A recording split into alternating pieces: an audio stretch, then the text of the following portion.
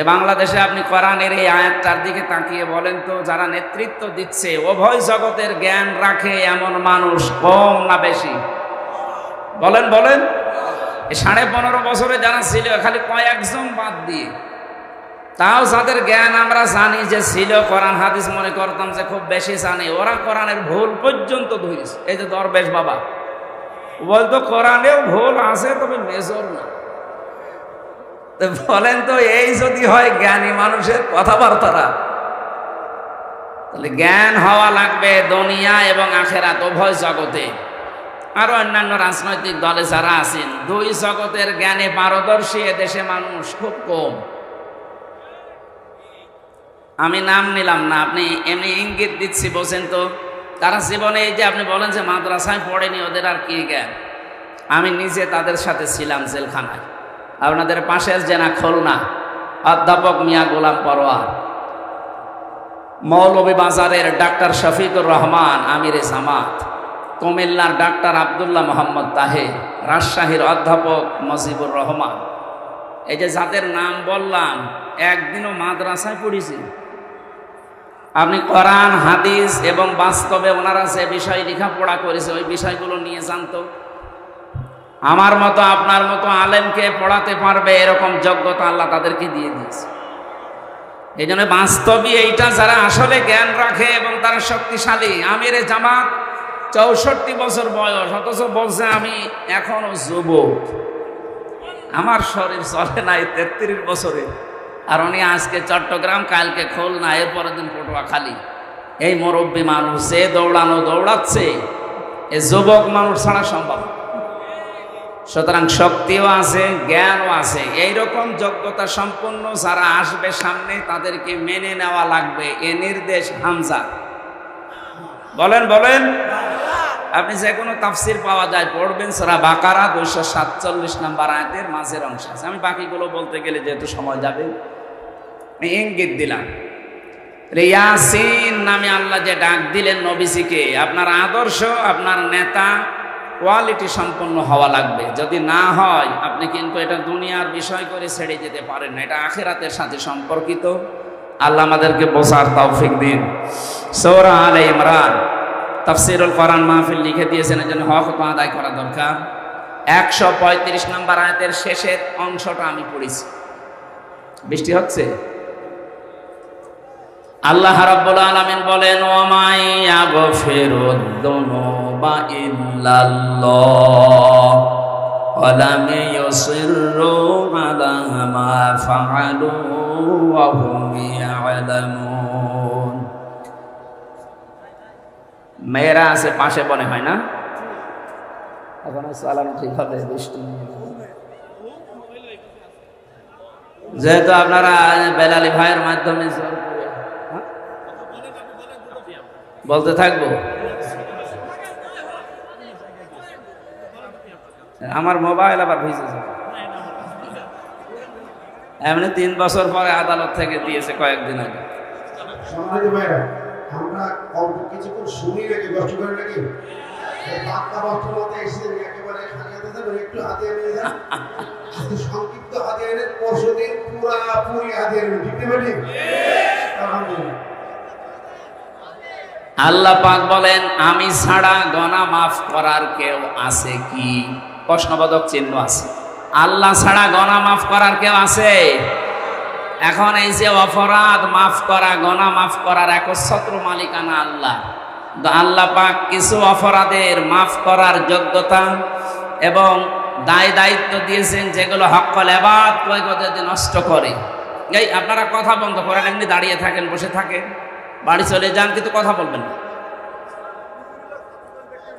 এই এখান থেকে ছাতা নামান তো ভাই, আপনি বসেন বসেন বসেন বসেন বসেন।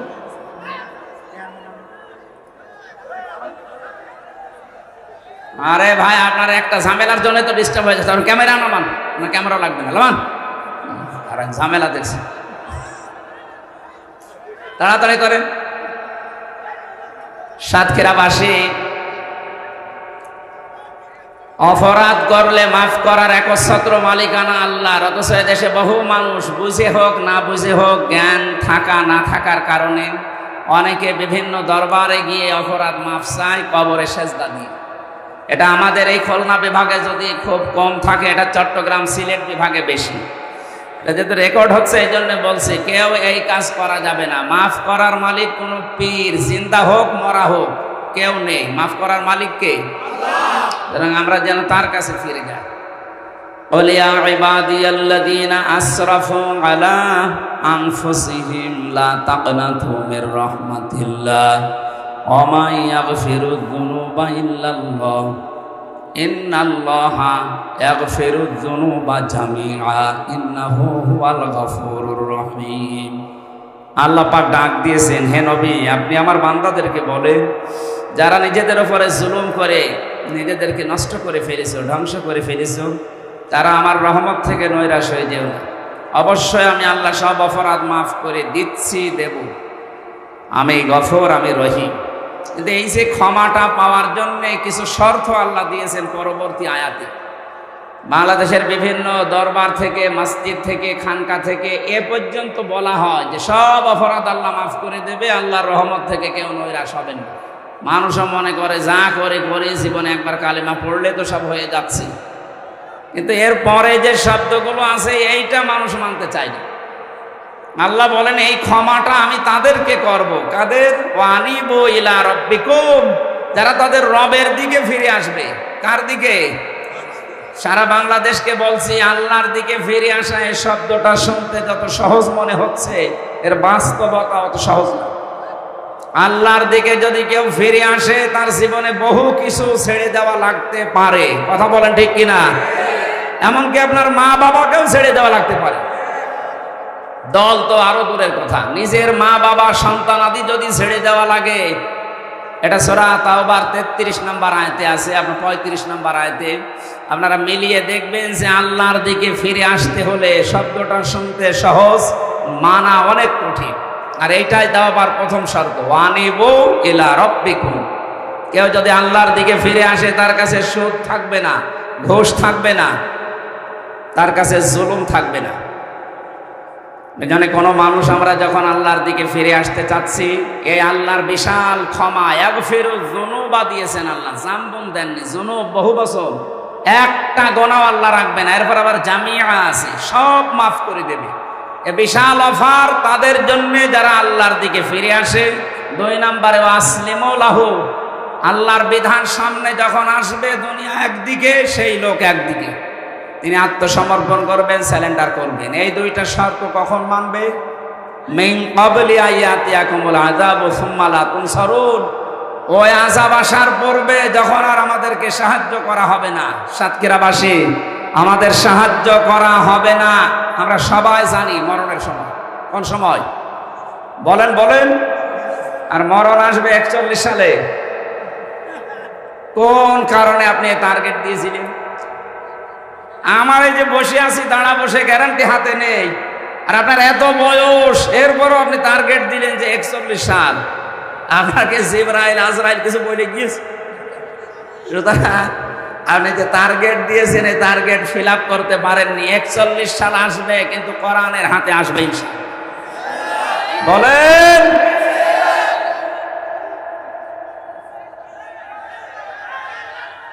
হ্যাঁ, এটা সরব মেয়ে লোকের দেখিয়ে কি করবেন? আমি কি পরিমণি? এই যে এসব হুজুর দেখান। এই এটা মহিলাদের প্রজেক্ট চলছে, ভাই একটু একটু কষ্ট করে।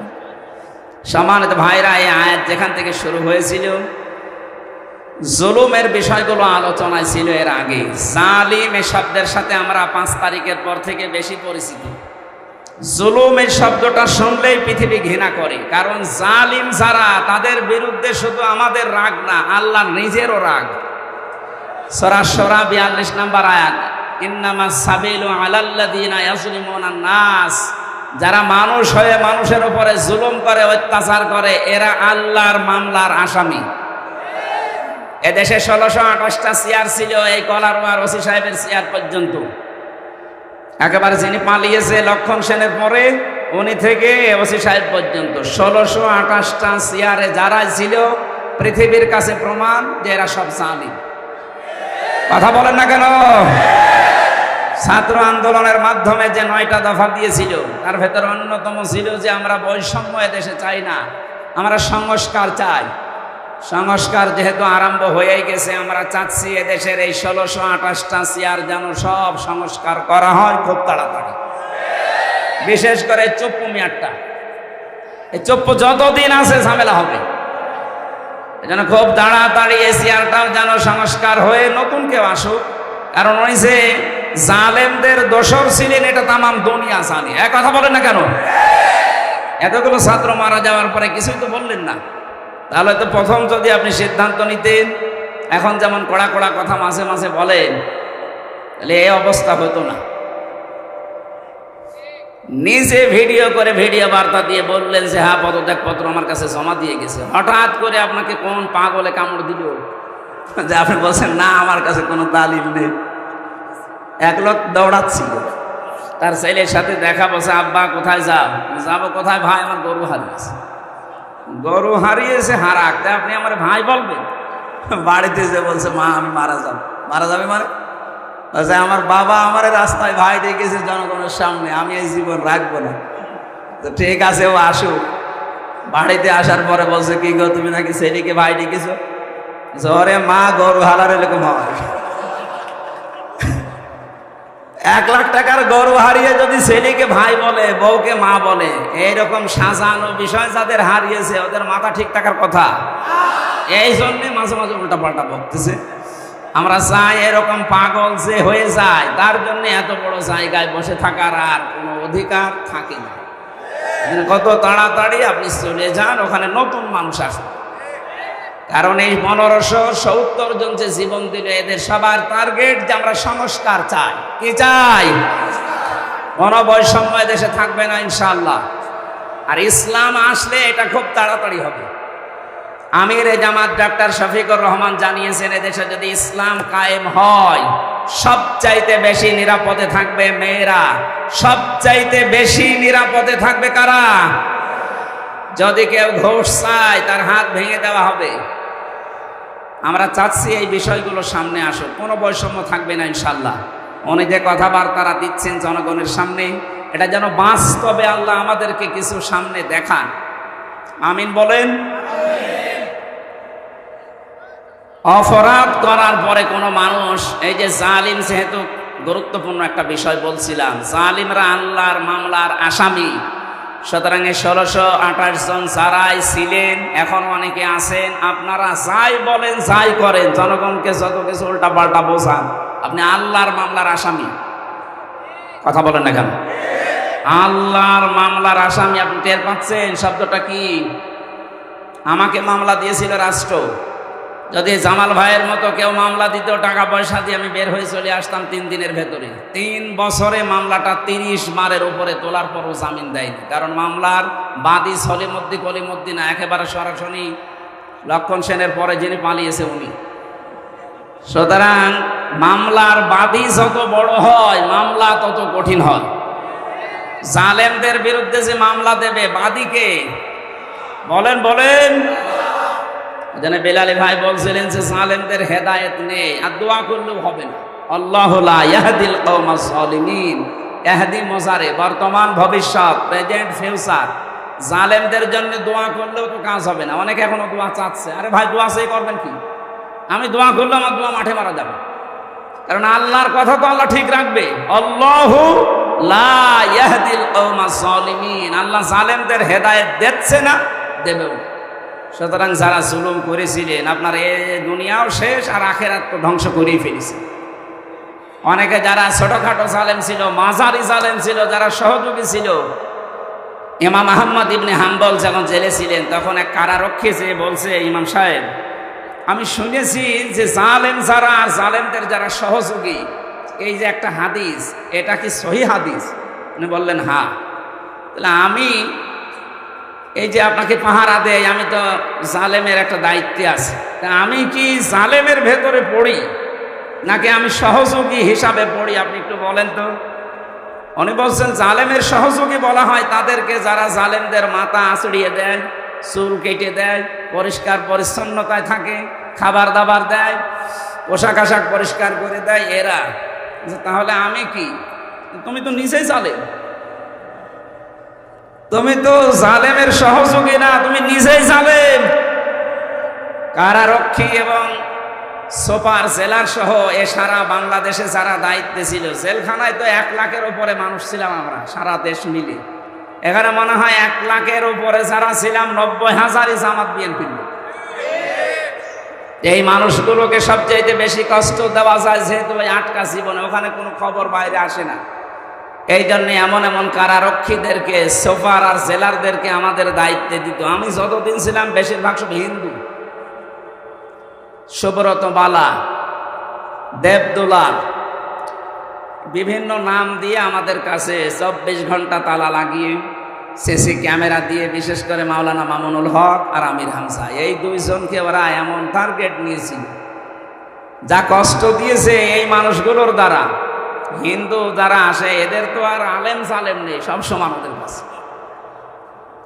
এই জন্য যারা অপরাধ করেছে এবং অপরাধের সহযোগী যারা, আপনি কিন্তু শুধু সহযোগিতা করার কারণে নবীর উম্মত থেকে বের হয়ে যাচ্ছেন তা না, আপনি নিজেই জালেম হয়েছিলেন।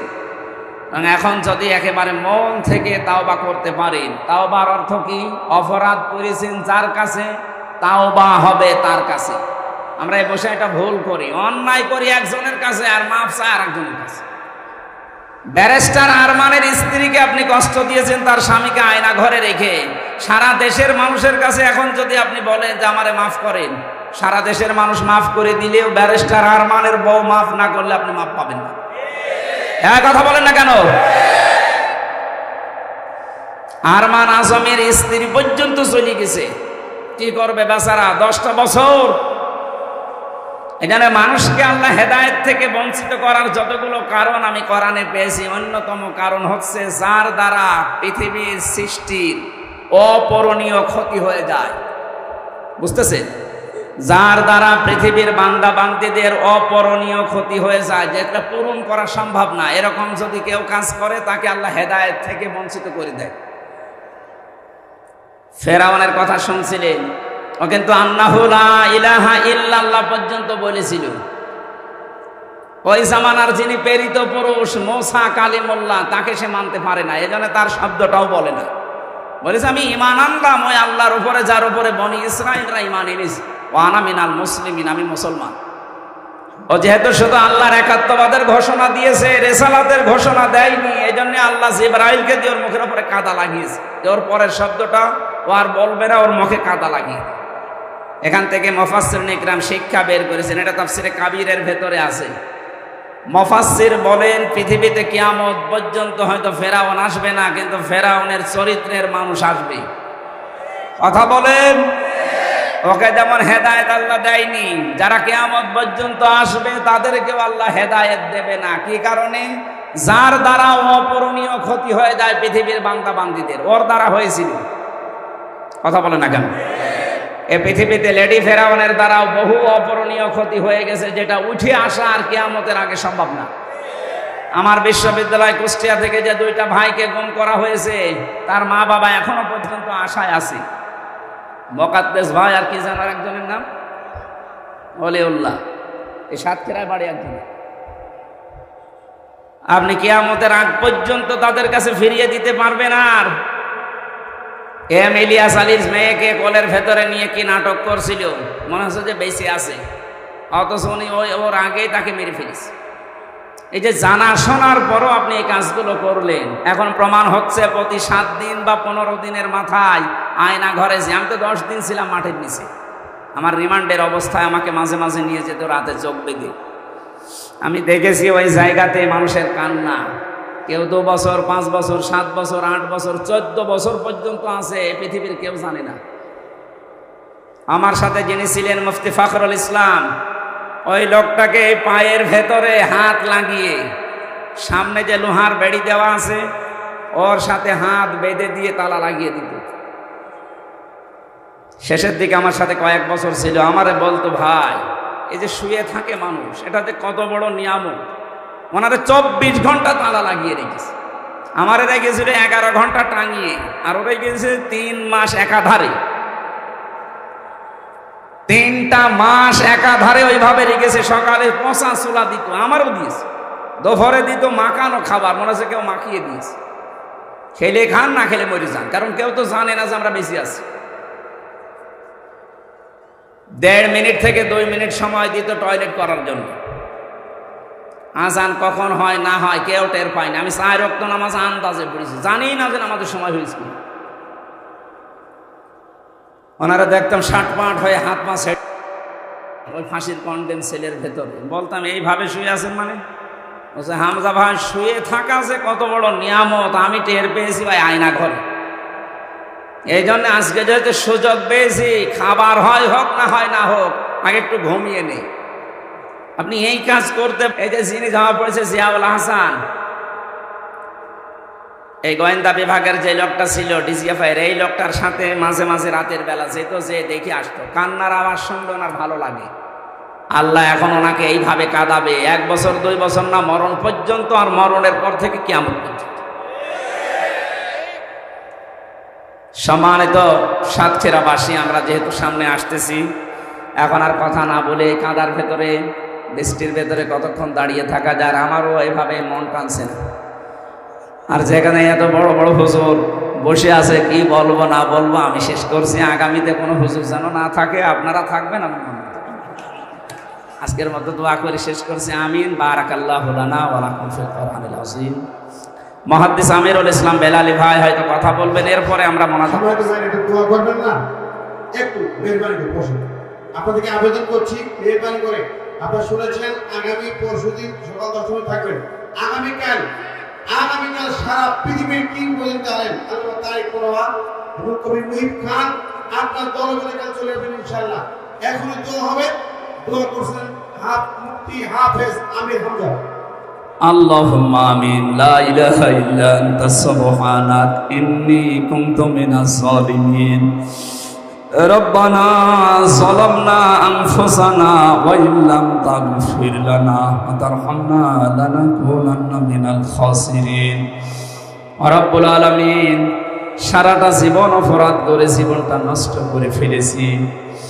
হাত উঠায় কথা বলবো ভয় করে, লজ্জা করে।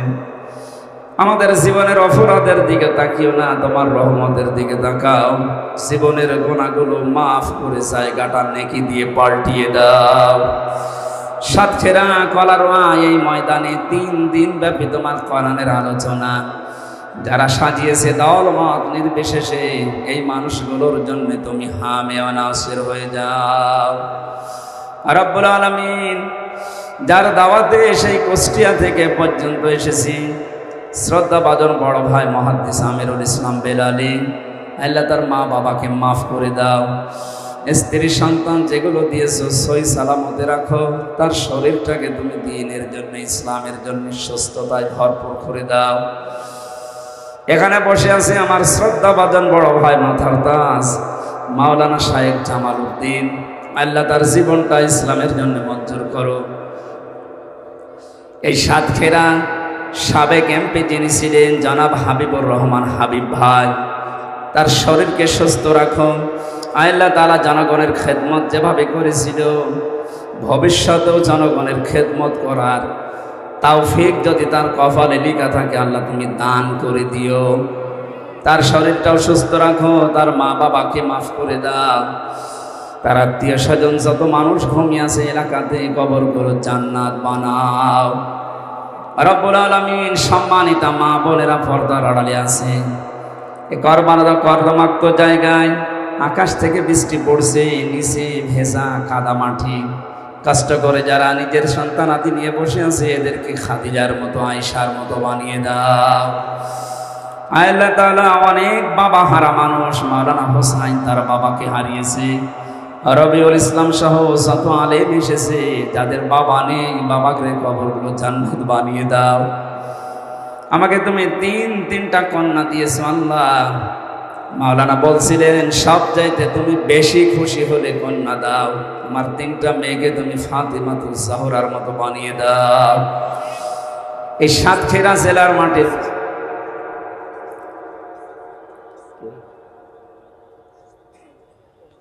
সাতক্ষীরা জেলার মাটির নিচে যত মানুষ হয়ে আছে, ইমান নিয়ে যারা আছে, এদেরকে ক্ষমা করে দাও আল্লাহ তাআলা।